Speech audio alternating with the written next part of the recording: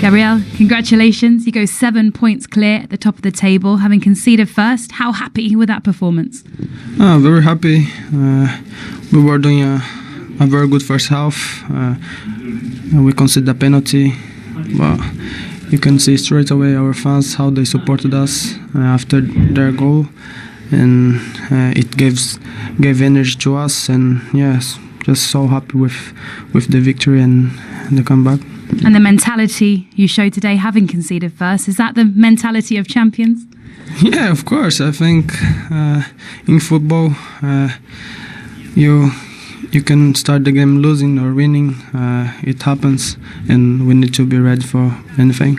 A standing ovation for you today after you scored your 6th goal of the season. How have you found it focusing immediately on the Premier League today after disappointment at the World Cup? It's, of course, we got upset. I got upset, but that's football.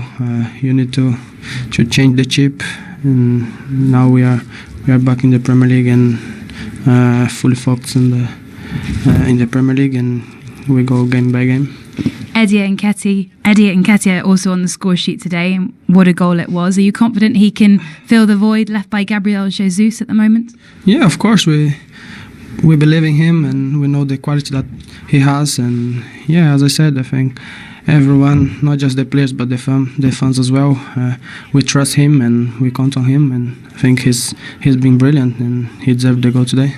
Just finally, 3 years ago today, Mikel Arteta managed his first Arsenal game. Is there a feeling you could win something special under him this season? Yeah, we hope. As I said before, we go game by game trying to win all of them. That's our mentality. Thank you. Well done today. Congratulations. Thank you. That really is quite something, isn't it, to think that Mikel Arteta took the helm at Arsenal 3 years ago today. The progress has been pretty rapid, because that was seen as a big test tonight for Arsenal. I don't know if it's been rapid. I think that him and his staff and Edu, they've all got to get credit. Vinay upstairs with the plan, because it was always going to be a big job for him to turn it round, the culture. You see how the fans are back involved now. It was a young managerial team from upstairs all the way through, and they had to get a lot of people out, they had to get people in, and they've managed it very, very well in the transfer market. So now they're getting what he wants out of this team. They're playing how he wants them to play. He's got the players he wants. Yeah. Did you expect things to happen so quickly in that time? No, not at all. I think it's very difficult to be competing with the Manchester Cities, the Liverpools of this world at the moment. But Arsenal feel as if they're making that breakthrough. They feel like they're the closest team to ending that domination, let's say, over the last decade. It's been quite a painful afternoon listening to him crowing all day. But I have to doff my cap and say Arsenal are the real deal now. They are. They look very good, and I really can't wait to see them playing the likes of Manchester City, and because they're looking in real good shape. They've got some brilliant players, and they've got a great vibe around the club. So yeah, it's all looking good. Trailing 1-0 at half time, you were not just confident, but there was almost a touch of arrogance here, because you knew I was being arrogant. You knew there was this ability for Arsenal to go through the gears and find that winning touch. Well, the thing is that you got to believe in what you're doing. You listen to Gabriel Martinelli there. He said that they were doing all right in the first half. So you just have to keep doing what you're doing, Mike. We said it. You have to keep doing. You can't just change it. Just they've scored. We've got to change everything. Keep doing what you're doing. West Ham were defending pretty well. They were making some last-ditch challenges. I didn't think there was enough width. Me and Michael saw that, and then they got it done in the second half, and then all of a sudden it started to change for us. Yeah, 2 goals in just 5 minutes turned the contest on its head. Will you agree there was a touch of fortune though about Saka's goal in? Yes, because obviously Martin Odegaard, when he cut inside here, but you can see the width and the space he's got. Once he does that, then it's you say it's a bit of luck, but his touch was fantastic because it was a shot. He's coming off the edge there, and you can see Cresswell is petrified of him. Look at your Kufal's dropped too far in, and that touch there is fantastic, and then bam. So of course you have to say there's a bit of luck there. That wasn't hitting the target, but then you get the luck that you deserve. Dead-eyed finish from him, though. Oh, as Wright says, what a first touch with his weaker foot, and then he just curls it, slots it into the corner, makes it look very, very easy. Yes, definitely a little bit of luck about it. In fact, you normally expect Odegaard to actually find him with that pass, because he threaded a couple through in the first half. that just didn't come off. But bit of luck, but yeah, it was a great finish. His composure was quite something, Saka, and clearly he was one of the stars for England, was he not, at the World over, in the way that they went out of the competition? No, not really, not at all. Because I thought he was fantastic in the World Cup. It's very difficult to come back from a World Cup like that, playing like he did, scoring a few goals, and be disappointed. Of course, you're disappointed you don't get to go to the finals and win it, but the way he played, I think he done himself and Arsenal very proud. So he's going to come back and he's still in that vein of form, and you can see it with his composure and the way he played today. He caused Cresswell all sorts of problems. Yeah, soon after that goal came Gabriel Martinelli's goal, which after this point, you only ever thought there was ever going to be one winner, right, Michael? Well, this was a point where Arsenal had all the momentum. We spoke about getting into wide areas at half-time, and they did that more often in the second half, Arsenal. Goalkeeper error, no question about it. You can't be scoring from here, but this is not luck. I mean, he attempts this effort, so he's obviously seen something. I mean, he's drilled it into that near post. He has drilled it in, but you look at Fabianski's leg there, Mike, it's stuck. He can't move it. Look, it's too late. Sometimes you just have to. I think he's left too much on the near post for me. From where he is, he's left a bit too much, and that's what can happen if you don't get your foot right. Then it sneaks in there. But you should not get beaten on that side. But, game time has been quite rare, has it not, for Eddie Nketiah this season? It has, yeah. And of course, that's not surprising considering Gabriel Jesus' form. How important was it that he scored? It's very important because I think he was having a very good game. And like I said, he can't be Gabriel Jesus in the work rate he puts in, but this is what he can do. Look at his awareness, his touch, his turn, he knows where the goal is. Look at where he is. Then watch him push himself on him. Look, he's feeling him, he's rolling. That's what he does. And if you get the ball in the box like this is what he's capable of doing. He's done it all the way through his career. Youth team, England under-21s, England, like Arsenal under-23, wherever he's played, he's scored goals by being in the box doing that. And he can do that because his link-up play was good. And then, his chance, he got his real good chance, he finished it well. Yeah, the perfect outing for Eddie Nketiah, particularly with Jesus injured, of course. Let's hear from Nketiah now. Eddie, your first Premier League start of the season, Arsenal win, you get a goal, not bad for a Boxing Day. Yeah, it's a great restart. I think all the boys were at it today, firing, and obviously nice for me to come in and obviously contribute. And yeah, just good to pick up where we left off and want to continue that run. The atmosphere here was amazing tonight. You know how well Gabriel Jesus has been doing, you've been watching it. Did you feel a pressure then? Be honest, coming in after what he's done so far this season for the club. I think there's pressure anytime you play for Arsenal Football Club. The standards are always high. Obviously Gabriel's done a great job, and obviously I'm not here to replace him. I'm here to be my own player. I hope to be the best version of myself, and we wish him speedy recovery. We need him back as soon as, and obviously it's nice that we could get the win, and he was here to celebrate with him. But having known your chance was coming, because you saw him get injured at the World Cup, what had been your mindset for the last couple of weeks or so, knowing this opportunity was going to arise? It's been the same as it's always been, the same as I've grown up, just working hard. I've been preparing, all my life, for opportunities like this. So I'm grateful to God for obviously the opportunity, and to go out there and deliver and help the team. It's amazing. What clicked in the second half? What did the manager said at half time? Because you're a goal down, and there's expectation, isn't there, in the stadium? Just to keep doing the same things. I think we were very dominant today. Obviously I think we're just lacking that final pass in the final third of the actions. But we just kept going. We was really aggressive with the counter press, and I think once we got one, we could all feel the atmosphere of the stadium behind us. So we was always going to go on and get the rest. Have you known a better atmosphere here?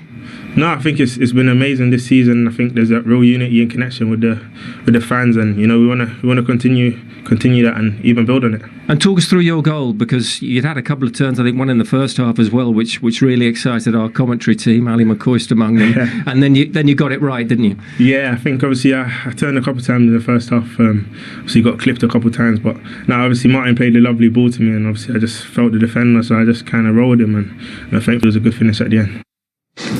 Yeah, he's referring to Alan McCoist, who's part of the UK broadcasting services for that game. Now, that was interesting.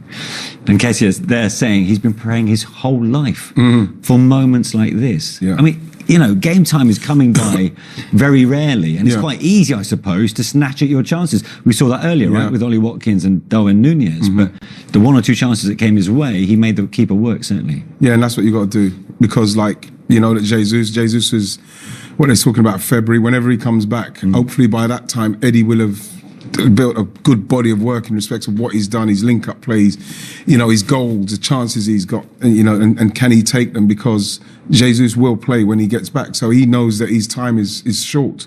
And what you've got to do when you're in that position, I was quite fortunate, I was never in that position, is that you've got to come in and you have to perform. It's like the question, he's asking him the question there about knowing from the World Cup if, that Gabriel Jesus is not going to be fit, so you're going to be playing. He will have been thinking about that because he has to take this chance. That's why Arsenal have invested in him. So they've signed him to a long contract, because they know what he's capable of. And he's come in today and he's done it. He's shown what he's capable of. But reflective too of a decent attitude, right? Good attitude. When he gets in that position, we said before the game, this guy can finish. We've watched games today where, it's not the centre-forward strength, let's say, being an absolute killer in front of goal. This lad does finish. Yeah. He's a born finisher. You can just tell in front of goal, he just looks like a finisher. He's calm, he's collected.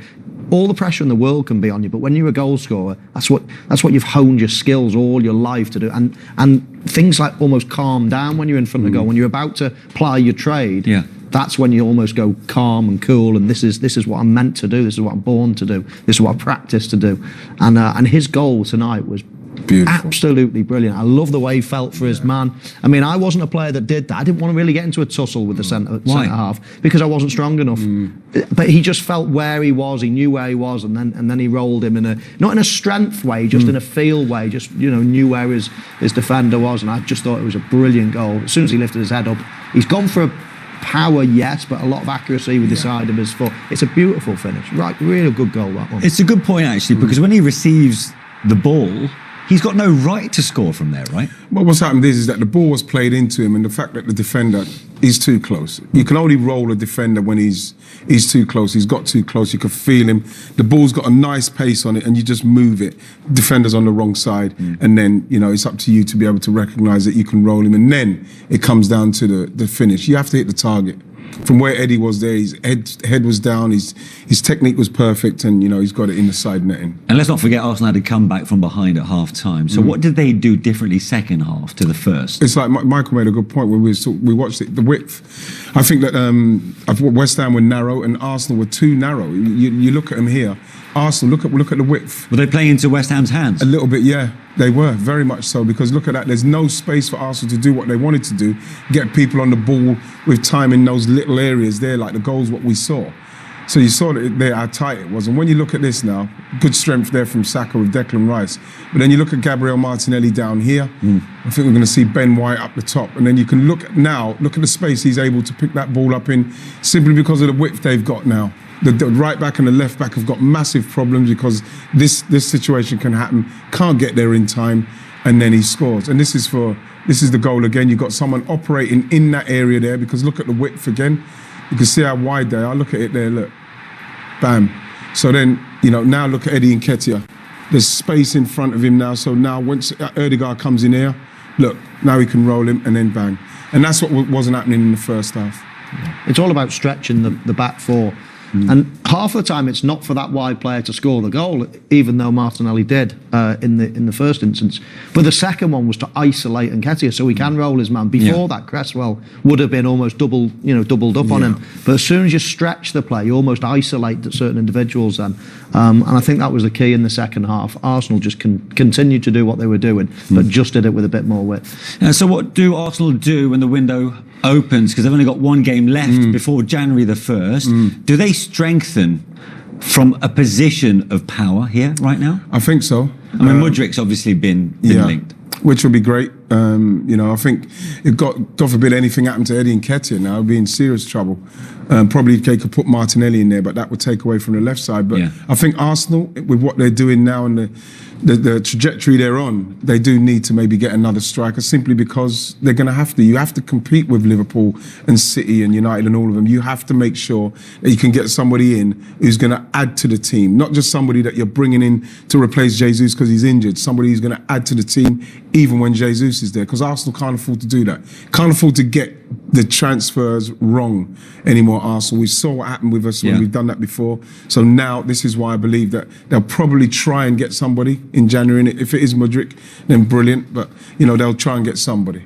OK, let's get some reaction from a West Ham perspective, shall we? Let's hear from their midfielder, Declan Rice. What's missing? Because obviously West Ham set really high standards last year. You've been doing really well in Europe this season. What's missing in the league? I think just the results. I think it's a tough one because, there's been games when we've played unbelievably well and not had the results. Obviously tonight we've not played the best, and we haven't got the result. But in other games we've probably not scored as much. We have created the chances in other games, but just not put the ball in the back of the net. And in the Premier League, that's the main thing. Because now they're starting for a little gap to. There's a little gap arriving now in the league, and we're finding ourselves at the bottom end of the table at the minute. For sure, the tables will turn and we'll push ourselves back up there. But it's a little bump in the road at the minute that we need to get out of. And, we're all positive and believe that we can beat Brentford on Friday. 4 straight defeats in the Premier League. And for West Ham, it still doesn't make good reading, does it, for their supporters? On 14 points, just 1 point shy of the bottom 3. Still so much football to be played this season. But how much trouble are West Ham in right now? Well, there is a long way to go. Yeah. I think that we'll be confident. I don't think people will be saying the R word and talking about relegation just yet with West Ham. They were so good last season that you don't really, still believe that they can get caught up in that type of trouble. But at the moment, they're not playing that well. They're not scoring many goals either. And there's a spark missing from last season. But that can change. As I say, I don't really look at them and fear for them at the moment.